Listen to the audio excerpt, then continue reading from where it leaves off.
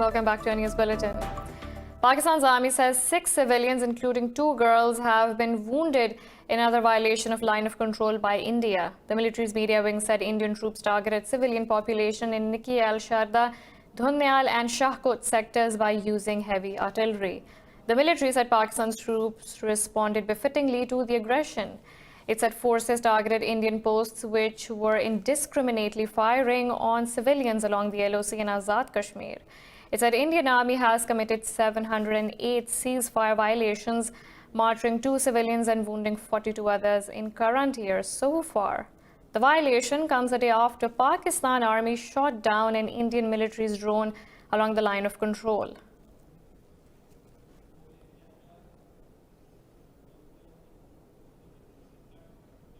For more on this, we are joined by Air Marshal Masood Akhtar. Thank you for your time. Now, Mr. Akhtar, in another violation of line of control, Indian forces have wounded 6 civilians, including 2 girls in Pakistani side. Do Indian forces deliberately target these civilians? Say again, please. What your question?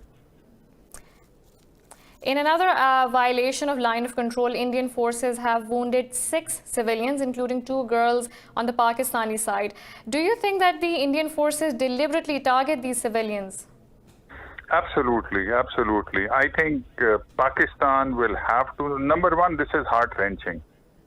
Number 2, this will continue to happen as long as the Modi government is in power. We have no solution to this at the tactical and even at the operational level. DGMOs will keep talking and this will continue to happen. The only solution is at the strategic level, which is out of our control. Modi, dominated by the Hindutva philosophy and the 2 other pillars of his election manifesto, that is Ram Mandir and similar family laws, especially for the Muslims. There is a backlash, so he will continue to do this till such time he is removed through elections and another maybe sane government comes into power. Now, Mr. Akhtar, you've said that this will continue under Modi's rule. What does India actually want to achieve by violating the line of control? Very simple, very simple. They will not be able to defeat Pakistan. They will not be able to take down our military, basically. They will continue to target civilians. All that they are wanting to achieve, which possibly may not happen in today's environment, is to mobilize public opinion away from the backlash that has occurred after they have tried to unsuccessfully implement the Hindutva philosophy by bringing the Citizenship Amendment Act and the register and so on and so forth. The backlash has only subsided, but I think standing instructions to the army chief, and he's also I think he's talking very loud, and of course the senior most officer who is now the chief of defense staff, I think they're talking beyond their heads. They will not be able to defeat Pakistan. They will not be able to do anything about the military, so they will continue to do it. Their political objective of taking attention away of the people of India, I don't think is going to work. So more of the same will continue.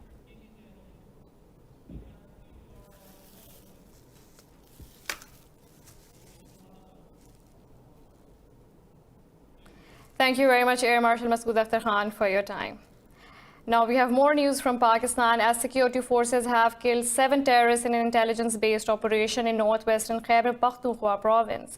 In a statement, the military's media wing said 2 soldiers embraced martyrdom in the exchange of fire in Zakir Khail area of North Waziristan.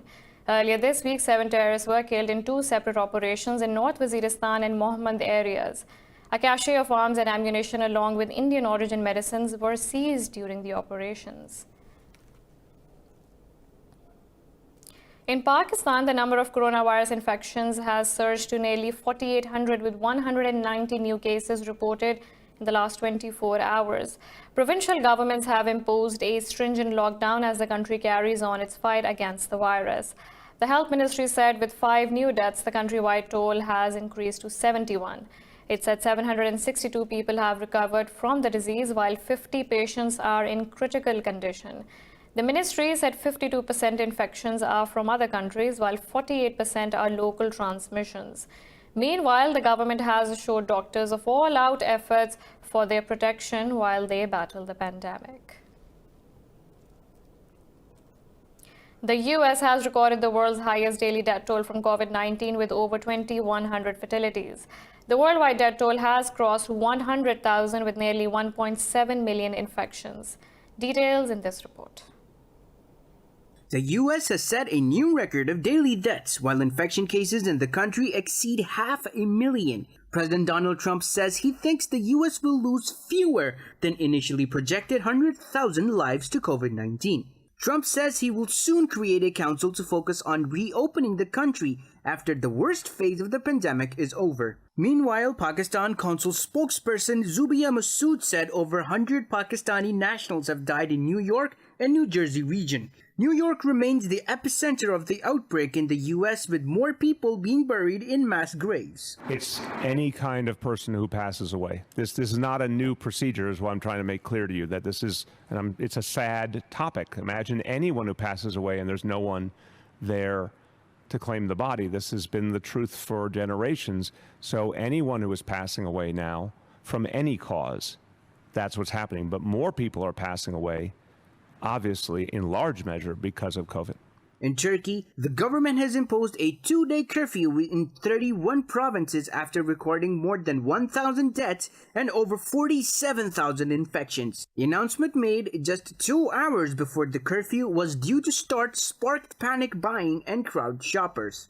Elsewhere, Ireland extended its stay-at-home coronavirus restrictions until May 5th. Prime Minister Leo Varadkar said curbs have significantly slowed the spread of the outbreak, but more work is required to end it.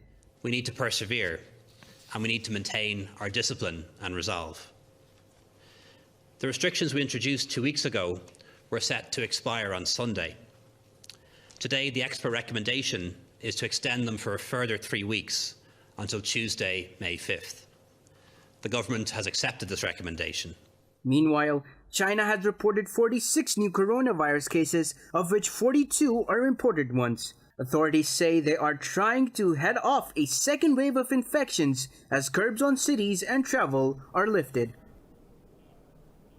Over 377,000 people have recovered from new coronavirus infection worldwide. China has the highest number with more than 77,800 recovered people.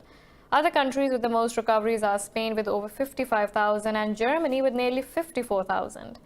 Countries in Europe are now seeing a decrease in the rate of new infections. In the Middle East, Oman, Kuwait and UAE have also reported hundreds of people recovering from COVID-19.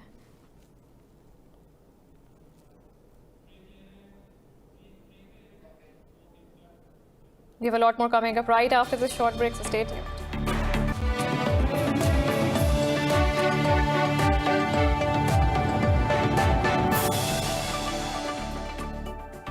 Welcome back. The Taliban say they have held talks with the U.S. military delegation headed by General Austin S. Miller over the implementation of the Doha deal. The two sides signed a peace agreement in February to end almost 2-decade-long war in Afghanistan.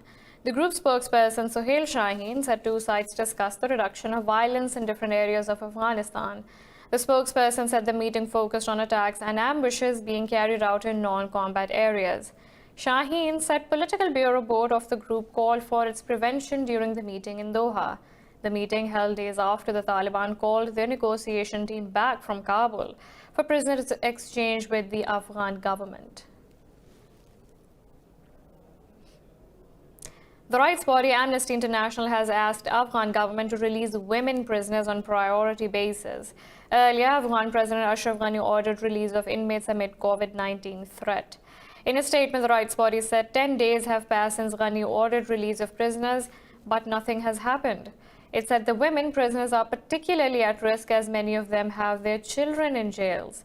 The Amnesty said there is ongoing discrimination against women in general in Afghanistan, which makes them least important. It said rights groups have pointed out many women prisoners have not committed serious crimes. The political uncertainty persists in Afghanistan as the meetings of prominent political leaders have ended with no results. Former chief executive's office said top politicians have failed to meet a 5-day deadline to end the rift between President Ashraf Ghani and Abdullah. Abdullah's team blamed Ghani for not showing flexibility and not understanding the current situation in the country. The spokesperson said Abdullah will soon announce his cabinet. Earlier, President Ghani offered Abdullah to head the Peace Council for intra-Afghan talks with the Taliban.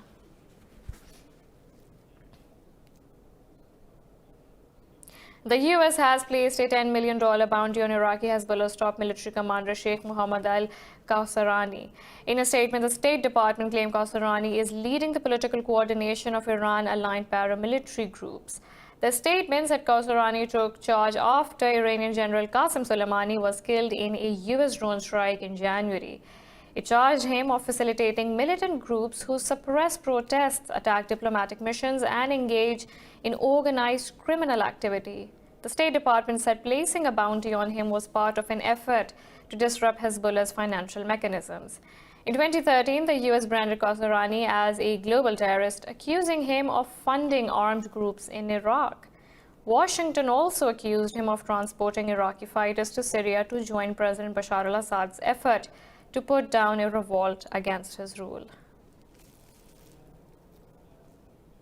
Syria says Turkey-backed rebels have renewed their attacks on civilians in the northern countryside of Aleppo province. State media said the rebels fired artillery shells in the vicinity. It said the rebel-supportive mercenaries raided several areas in the surroundings of Tel Rifat city. The outlet said the attacks caused severe damages to civilian infrastructure and public facilities.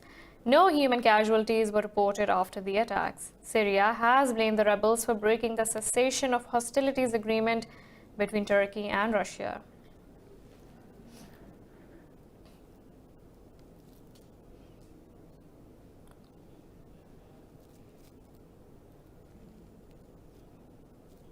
A fire has engulfed large parts of prison in Russia's Siberia region following a riot by inmates who accused guards of mistreatment. Security forces have sealed off the area around the high-security penal colony in Angarsk. There are reports of casualties, but their number is unclear. Russia's penal service said inmates attacked a guard who had to be taken to the hospital. Officials said the unrest is under control and authorities have opened an investigation. Human rights groups said rioting broke out after an inmate was beaten by a prison officer. Russia has opened a criminal investigation after Czech authorities dismantled the statue of a Soviet military commander last week. This has escalated a diplomatic row between the countries. Russian Defense Minister Sergei Shoigu has appealed to his Czech counterpart to intercede, asking that the statue be sent back to Moscow. The statue was of Marshal Ivan Konev, who led Red Army forces during the World War II that drove Nazi troops from Czechoslovakia. It is reviled by some in Prague as a symbol of communist rule that followed the war. President Donald Trump has ordered visa sanctions against countries that do not accept their citizens deported from the U.S. The White House memorandum says the U.S. must carry out deportation of foreign nationals who violate the country's laws. It said the ban will be imposed if a country delays accepting its nationals who are health risks for Americans. The Secretary of Homeland Security has been directed to inform the Secretary of State about such instances. Within 7 days, the State Department is required to initiate a plan to impose the sanctions. Sanctions will be lifted once Homeland Security certifies the host countries are accepting their nationals. The memorandum will expire on December 31st this year unless it is extended.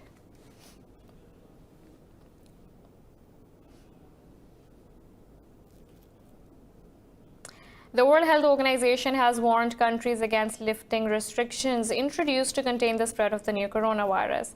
Addressing a news conference, WHO Chief Tedros Adhanom Ghebreyesus said the lifting of curbs could lead to a deadly resurgence. He said, though the epidemic is slowing down in some EU states, there is an alarming acceleration in other countries. Ghebreyesus said the community transmission of the virus is increasing in 16 African countries.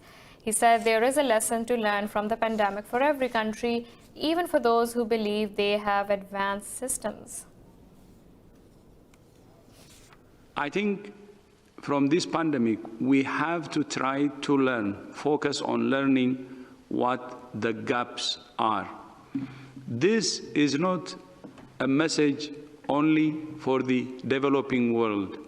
This is a message even for the developed countries.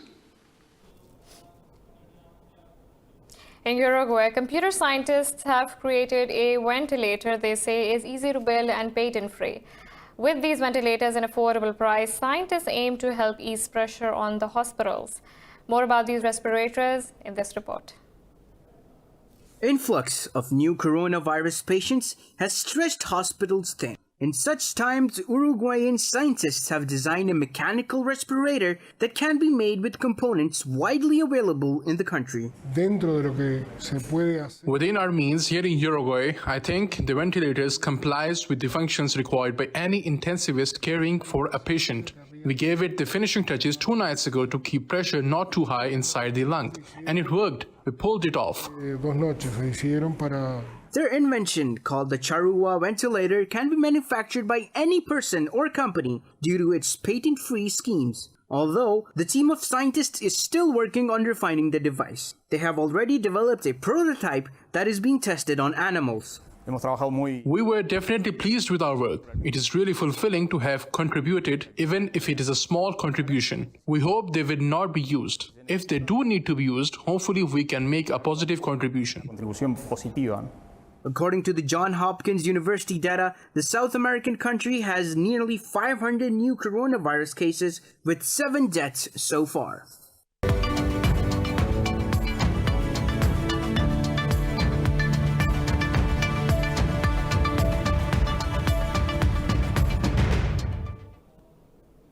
The group of world's 20 biggest economies have vowed to take all the necessary and immediate measures to ensure energy market stability.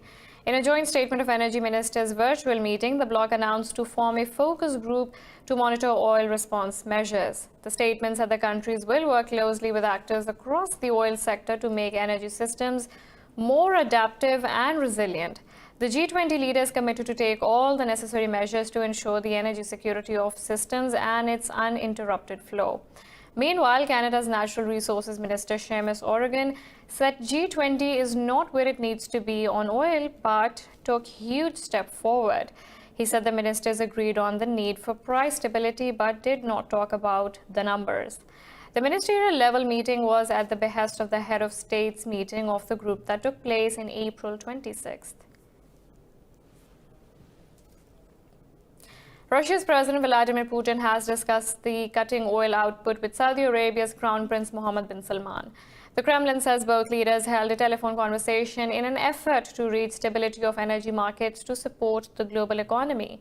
The Kremlin said questions connected with talks in the OPEC framework were discussed during the call. The two sides agreed to continue Russian-Saudi contacts on this issue.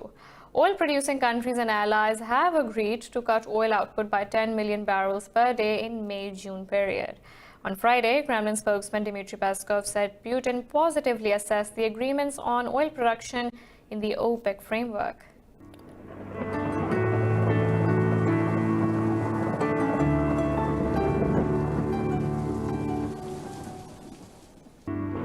Now let's look at the weather from around the globe.